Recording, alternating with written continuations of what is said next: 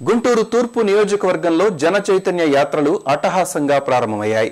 50, 51వ డివిజన్లలో తెలుగుదేశం శ్రేణులు యాత్రలు నిర్వహించాయి. తెలుగుదేశం సంక్షేమ ఫలాలను పేదల చెంతకు చేర్చడమే తమ లక్ష్యమని మాజీ మంత్రి శనక్కాయల అరుణ, తూర్పు TDP in charge Maddali Giridhar, minority finance corporation chairman Hidayat అన్నారు. మంగళవారం తూర్పు నియోజకవర్గంలో జనచైతన్య యాత్రలు ప్రారంభించారు. 50వ డివిజన్లో రావుల మణి ఆధ్వర్యాన, 51వ డివిజన్లో ఐశెట్టి శ్రీనివాస్ ఆధ్వర్యాన పార్టీ నేతలు జనచైతన్య యాత్రలు జరిపారు. ప్రజా సమస్యలను అడిగి తెలుసుకున్నారు. ప్రభుత్వ సంక్షేమ పథకాలను వివరించారు. 51వ డివిజన్లో ఎన్టీఆర్ చిత్రపటానికి పూలమాలలు వేసి నివాళులర్పించారు. పార్టీ జెండా ఎగురవేశారు. ఈ సందర్భంగా అరుణ, మద్దాలి గిరిధర్, హిదాయత్, దాసరి రాజా మాస్టారు మాట్లాడారు. చంద్రబాబు అందిస్తున్న సంక్షేమ ఫలాలను అందరూ సద్వినియోగం చేసుకోవాలని కోరారు. తెలుగుదేశం పార్టీ 16 నెలల్లో సాధించిన విజయాల మీద ప్రజల్లోకి తీసుకెళ్లమని, అలాగే భావి కార్యాచరణ మరి తర్వాత రోజుల్లో కూడా ఎలాంటి కార్యక్రమాలు చేస్తే ప్రజల దగ్గర అవ్వాలి అనే ఒక మంచి ఉద్దేశంతో మరి ఈరోజు జన చైతన్య యాత్రలు మరి చేయమని చెప్పి ప్రతి ఇంటికి, ప్రతి వాడ, ప్రతి ఊరు, ప్రతి వాడ, ప్రతి ఇంటికి, ప్రతి గడపకి కూడా ఈ విజయాలను తీసుకెళ్ళాలి, ప్రజలకు తెలియచెప్పాలనే ఉద్దేశంతో చంద్రబాబు నాయుడు గారు మాకు అవకాశం ఇచ్చారు. గత 10 సంవత్సరాలుగా కాంగ్రెస్ ప్రభుత్వం వచ్చిన తర్వాత మళ్ళా గుంటూరు వెనకటి స్టేజ్ లాగా గుంటూరు అయిపోయింది. చాలా బాధలు పడతా ఉన్నారు. మహిళలు కానివ్వండి, మురుగు కాలువలు కానివ్వండి, చాలా బాగాలేదని చెప్తా ఉన్నారు. వీటన్నిటికీ ఒకటే రెమెడీ, రాబోయే కాలంలో మళ్ళా చంద్రబాబు నాయుడు గారి హయాంలో, తెలుగుదేశం పార్టీ హయాంలో మళ్ళా మరి ఎన్నుకున్నట్టయితే ఖచ్చితంగా ఈ గుంటూరుని బ్రహ్మాండమైనటువంటి అమరావతికి దీటుగా కూడా తీర్చిదిద్దడానికి ముందుకెళ్తా ఉన్నాం. వరల్డ్ ఎయిడ్స్ డే జిల్లా వైద్య ఆరోగ్య శాఖ ఆధ్వర్యంలో జరిగింది. ప్రజల్లో అవగాహన కల్పిస్తూ వివిధ సంస్థలు, విద్యార్థులతో నిర్వహించారు. జిల్లా వైద్య ఆరోగ్య శాఖ అధికారి టి పద్మజారాణి ర్యాలీని ప్రారంభించారు. జిల్లాలో ఎయిడ్స్ వ్యాధిగ్రస్తుల సంఖ్య తగ్గుముఖం పట్టిందని జిల్లా వైద్య ఆరోగ్య శాఖాధికారి డాక్టర్ పద్మజారాణి తెలిపారు. ప్రపంచ ఎయిడ్స్ దినోత్సవం సందర్భంగా సమావేశం జరిగింది. ప్రభుత్వానికి వ్యాధిగ్రస్తులకు వారధిగా స్వచ్ఛంద సంస్థలు పనిచేయాలన్నారు. ఐసీడీఎస్ కేంద్రాల ద్వారా 500 రూపాయలు ఖరీదు చేసే పరీక్షలను ప్రభుత్వం ఉచితంగా చేస్తుందన్నారు. ఎయిడ్స్ డే సందర్భంగా వైద్య ఆరోగ్య శాఖ ఆధ్వర్యంలో చేపట్టిన ర్యాలీ డీఎంహెచ్ఓ కార్యాలయం నుండి ప్రారంభమై హిందూ కాలేజ్ సెంటర్ మీదుగా కొనసాగింది. అక్కడి నుండి తిరిగి డీఎంహెచ్ఓ కార్యాలయంకు చేరుకుంది. ర్యాలీని డీఎంహెచ్ఓ పద్మజారాణి ప్రారంభించారు. పబ్లిక్ లో అవేర్నెస్ క్రియేట్ చేసి మనం ఒకసారి వ్యాధి వచ్చిన తర్వాత తీసుకునే జాగ్రత్తల కంటే వ్యాధి రాకుండా తీసుకోవాల్సిన జాగ్రత్తలు, తర్వాత ఈ వ్యాధి వచ్చిన వాళ్ళని ఎలా ట్రీట్ చేయాలి, వారు వచ్చిన వాళ్ళు కూడా ఎలా ట్రీట్మెంట్ తీసుకోవాలి, ఈ వ్యాధి గురించి భయపడి తర్వాత వాళ్ళు స్టిగ్మాతో భయపడుతూ ఇంటి దగ్గర ఉండకుండా, దీనివల్ల ఎవరికి ఎలాంటి హాని కాదు, ఇది అంటువ్యాధి కాదు, దీన్ని ఎర్లీ స్టేజ్లోనే గుర్తించి తర్వాత దానికి ట్రీట్మెంట్ వాడుకున్నందువల్ల వారికి ఎక్కువగా లైఫ్ ప్రొలాంగ్ అవడానికి ఉన్నాయి. అన్ని ఏఆర్టీ సెంటర్స్ అన్ని మనం పెట్టున్నాము. అన్ని చోట్ల కూడా జూట్ మిల్ లాకౌట్ ఎత్తివేసి ఉపాధి కల్పించాలంటూ మిల్లు కార్మికులు కార్మిక శాఖ కార్యాలయాన్ని ముట్టడించారు. జూట్ మిల్ పరిరక్షణ సమితి ఆధ్వర్యాన సుమారు 4 గంటల పాటు ఆందోళన జరిగింది.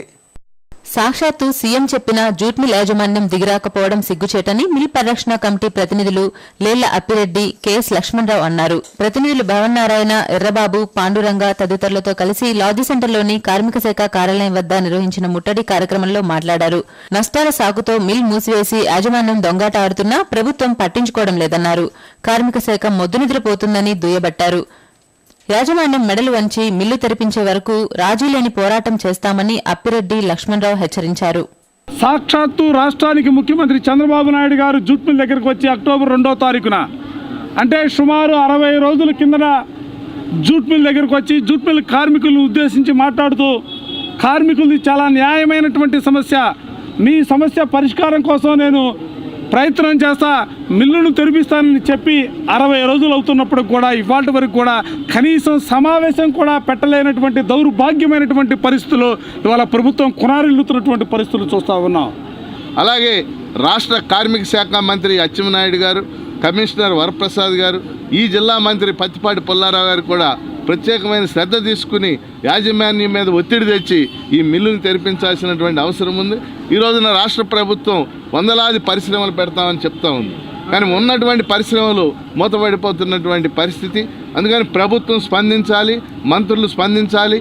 చందన బ్రదర్స్ 20 వసంతాలు పూర్తి చేసుకుంది. ఈ సందర్భంగా నేటి నుండి 20వ వార్షికోత్సవాలు ప్రారంభమవుతున్న సందర్భంగా జ్యువెలరీ విభాగంలో, వస్త్ర విభాగంలో అనేక ఆఫర్లను అందిస్తున్నట్లు కస్టమర్లు ఈ అవకాశాన్ని సద్వినియోగం చేసుకోవాలని చందన బ్రదర్స్ మేనేజ్మెంట్ తెలిపింది.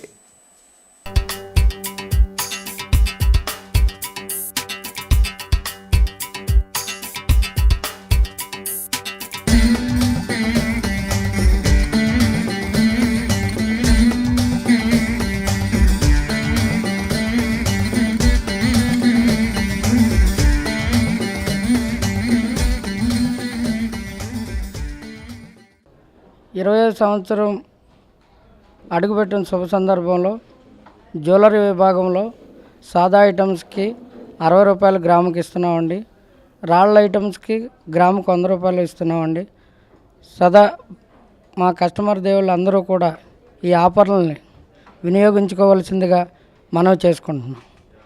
అలాగే సారీస్కి, ప్యాంట్ షర్ట్, ఆల్రెడీ సుడీదార్స్, already readymade, men's wear all items మీద 10 to up to 50% అండి. 1+1లు 1+2లు సారీస్ మీద ఇవ్వడం జరుగుతుందండి. ఈ అవకాశాన్ని మన గుంటూరు జిల్లా వాసులు అందరూ కూడా మా కస్టమర్లు, శ్రేయోభిలాషులు, మా కస్టమర్ దేవుళ్ళు వినియోగించుకోవాల్సిందిగా కోరుచున్నాం. నగరంలో కుమారి 21F చిత్ర యూనిట్ సందడి చేసింది. చిన్న చిత్రాలను ఆదరిస్తున్న ప్రేక్షకులకు చిత్ర బృందం కృతజ్ఞతలు తెలిపింది. కుమారి 21F చిత్ర విజయోత్సవంలో భాగంగా చిత్ర బృందం మంగళవారం గుంటూరులో సందడి చేసింది. అరండల్పేటలోని శివ థియేటర్ను సందర్శించి ప్రేక్షకులకు కనువిందు చేశారు. హీరో రాజ్ తరుణ్, హీరోయిన్ హెబ్బా పటేల్, నిర్మాత ప్రసాద్, దర్శకులు పల్నాటి సూర్యప్రతాప్లను ఈవీవీ కళావాహిని అధ్యక్షులు వెచ్చా కృష్ణమూర్తి, శివ థియేటర్ యజమాని శివారెడ్డి ఘనంగా స్వాగతం పలికారు. హీరో హీరోయిన్లు ప్రేక్షకులతో ముచ్చటించారు. చిత్రంలోని డైలాగులతో ఉర్రూ తలూగించారు. ఈ సందర్భంగా చిత్ర యూనిట్ ను వెచ్చా కృష్ణమూర్తి, శివారెడ్డి సత్కరించారు. చిన్న చిత్రాలను ఆదరిస్తున్న ప్రేక్షకులకు వారు కృతజ్ఞతలు తెలిపారు. కాపులను బీసీలలో చేర్చేందుకు మంత్రివర్గం ఆమోదించడం పట్ల టీడీపీ నేతలు హర్షం వ్యక్తం చేశారు. ఈ మేరకు టీడీపీ నాయకులు దాసరి రాజా మాస్టారు, టీవీ రావు సీఎం చంద్రబాబుకు కృతజ్ఞతలు తెలిపారు.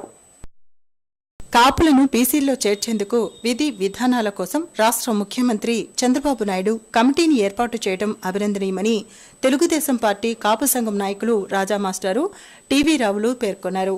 మీడియా ప్రతినిధులతో వారు మాట్లాడారు.